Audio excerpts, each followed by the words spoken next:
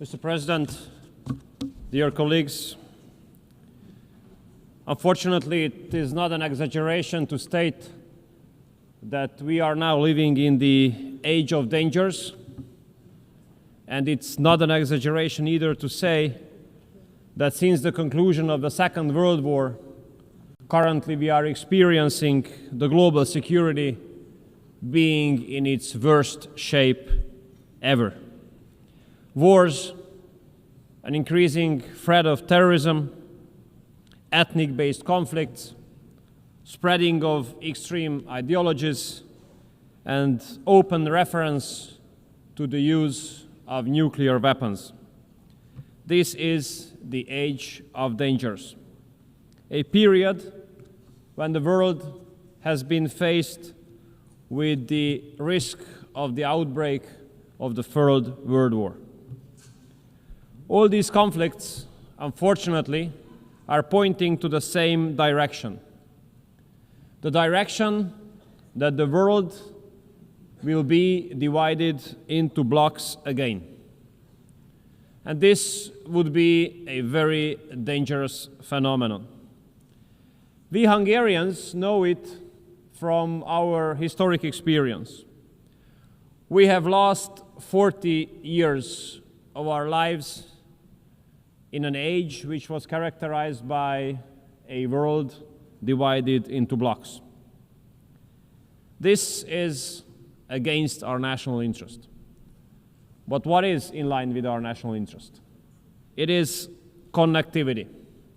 Connectivity meaning that mutual respect should return as a basis of the operation of the system of international cooperation.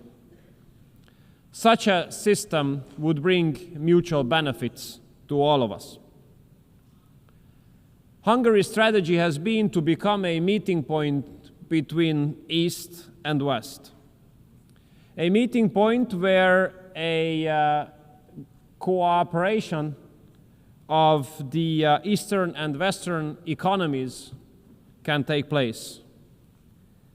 Maybe two examples here. A very successful German-Chinese cooperation on the field of electromobility in Hungary, or a successful Russian, German, French cooperation on the field of nuclear industry in Hungary, are proofs to what extent the world could take benefits out of a civilized East-to-West cooperation. If I want to summarize the approach of Hungary nowadays, how we address the major challenges of the world, I would do it in the following way. No war, no migration, no gender. Let me emphasize these 3 points. No war. Hungary stands up for peace. We are proud members of the pro-peace majority of this organization. And we do hope that this year's General Assembly will help us to find solutions to bring peace to parts of the world which are suffering from wars. And we do hope that this time, this hope of ours will not be transformed into an illusion at the end of this week. Hungary has been living for more than 3.5 years now in the neighborhood of the war in Ukraine. We have been confronted with the consequences of this war on a daily basis. A huge wave of refugees, 1.3 million. Imagine, we are a country of less than 10 million inhabitants. The war inflation, skyrocketing energy prices, skyrocketing food prices. We do have to make daily efforts in order to be able to stay out of this war. Regardless all the efforts to drag us into this war and to provocate us into this war. It is the obligation and the duty of the Hungarian government to make sure that the security of the Hungarian people and Hungary itself is being guaranteed. Mr. President, since the outbreak of the war in Ukraine, Hungary has been standing up for ceasefire and peace talks. Unfortunately, we used to be under serious attacks, serious political attacks, accusations, and stigmatization for this position of ours. Very rude accusation by those who are now speaking about the importance of ceasefire and peace talks, by the same countries in Europe. And I have to tell you that if these countries, who used to stigmatize us for this position of ours, had not attacked us for this position, but had they argued in favor of ceasefire and peace talks from the very beginning, as we have been doing so, we could have saved lives of hundreds of thousands of people. And we could have avoided huge refugee waves. And we could have prevented a lot of destruction. But Europe, the European Union, has chosen a bad strategy, a failed strategy. Instead of isolating the war in Ukraine, this war has been globalized. The sanction packages the European Union has introduced have absolutely not fulfilled the expectations. They have caused more harms to the European economy than to the Russian one. And parallel to that, hundreds of billions of euros have been sent to Ukraine in the form of cash and weapons. Every day which goes on in this war brings forward the risk of escalation. All day spent in this war comes up with new casualties and destruction. And if we look at history, it's obvious that all wars end up around the negotiating table. There is no war which ends up in the battlefield. Therefore, may I express Hungary's respect towards President Trump and the efforts of President Trump. We do believe President Trump is the only hope to make peace in Ukraine. And we do hope that President Trump will not give up his efforts to make peace, regardless of the fact that many politicians in Europe rather undermine the efforts of President Trump than to support those. We Hungarians do have a very sad historic experience. This historic experience of ours says that in case there is a civilized East-to-West cooperation, the security situation of the world improves. But if there's a lack of civilized East-to-West cooperation, global security deteriorates. Therefore, we do hope that the high-level U.S. Russia contacts will be maintained. As long as high-level U.S. Russia contacts are on, we do have the hope that we can avoid the worst-case scenario. As long as the high-level U.S. Russia talks are on, we have a good hope to prevent escalation and to prevent the launch of World War III. So Hungary will continue to support all initiatives aiming at peace, and we will continue to support the peace efforts of President Trump, and we will continue to support the high-level U.S.-Russia talks. And we make sure that Hungary is not going to be dragged into this war. We will stay out and protect the security of the Hungarian people. Second point, dear colleagues, no migration. Parallelly to the war in Ukraine, Europe has been faced with another tremendous security threat for the last 10 years, which is illegal migration. We Hungarians are in a special situation because of geography. We are at the European entrance of the busiest land route of migration to Europe. And we have a very sad experience here. We had been run over by 400,000 illegal migrants 10 years ago.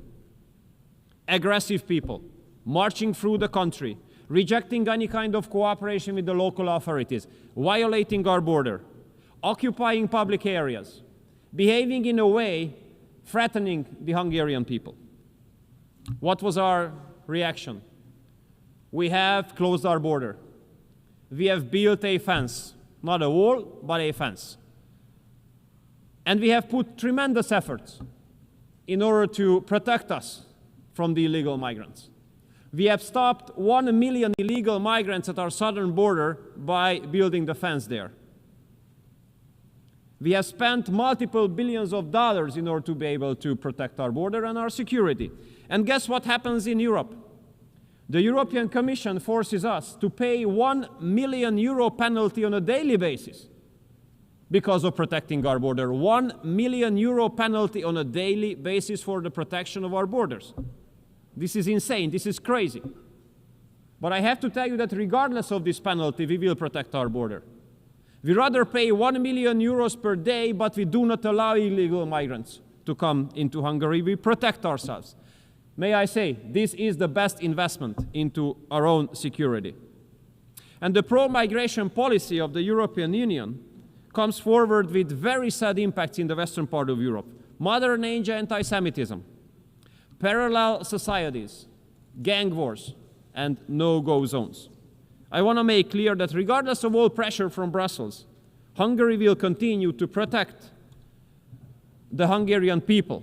We will protect ourselves, our culture, our way of life, and our security. And we stick to our own sovereign right to make the decision who can enter the territory of Hungary. This decision must be made by us and not by bureaucrats in Brussels.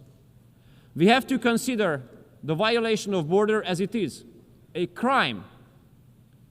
And those who commit this crime must be punished. International law speaks very clearly. If someone is being forced to leave her or his home, she or he is entitled to stay temporarily on the territory of the first safe country, but not the second, the third, the fourth, or fifth, the first. And we are an example here. We are a neighboring country to Ukraine. So for those who have to escape from Ukraine because of the war, we are the first safe country, and we let all of them come in. All of them. But at our southern border, those who want to come in, those are illegal migrants. And none of them has been allowed, and none of them will be allowed to enter the territory of our country. Thirdly, no gender. In Hungary, we do consider family as the basis of society. But we have to understand that there is a very aggressive, extreme liberal mainstream which has been attacking family not only as an expression, but as an institution as well. Therefore, I think it's appropriate to clarify what we Hungarians do mean under family. We do mean that family consists of a mother, a father, and children, where mother is a woman, father is a man. And the marriage can be made between one man and one woman. And in order to make sure, we have put all these into our constitution. And when it comes to our economic strategy, we do carry out a family-based economic strategy. 5% of GDP we spend on supporting the families, which is far number one in the OECD area. And currently, a family-based tax revolution is going on in Hungary. Our basic principle is that if you decide to have a kid, that must not put you in a less advantageous position compared to if you do not have a kid. We do consider children as a blessing. Therefore, we do support the families to have as many kids as they wish to. From next year onwards, all mothers who have given birth to 2 children will enjoy lifelong exemption from paying personal income tax. And after the birth of each children, a certain part of the salary of the parents is exempted from taxation. And we will double this exemption from the beginning of next year. If the mother wishes to stay at home with the newborn kid for 2.5 years, she receives 70% of her former salary. And all women spending 40 years at work can go to pension regardless of age. Young couples can take 28,000 euros of preferential loan called expecting babies, which means that in case of the birth of a first kid, interest rate is down to 0. After the birth of the second kid, 30% of the loan is being repaid by the state. And after the third kid being born, the state remits the whole loan. And as the most recent decision of the government, we launched the largest ever housing loan system in Hungary. All families are entitled to take a loan to buy a house or a flat with a fixed interest rate of 3%. So at the end, Mr. President, dear colleagues, it is our goal to make Hungary great again. In order to be able to make Hungary great again, we have to protect ourselves from the war, which has been going on for 3.5 years in our neighborhood. In order to make Hungary great again, we have to protect ourselves from illegal migration, making sure that we do not allow any illegal migrants to the territory of Hungary. In order to make Hungary great again, we have to be able to protect ourselves from the aggressive gender propaganda, and we have to be able to strengthen our families. No war, no migration, no gender. This is the Hungarian recipe. Thank you so much for your kind attention.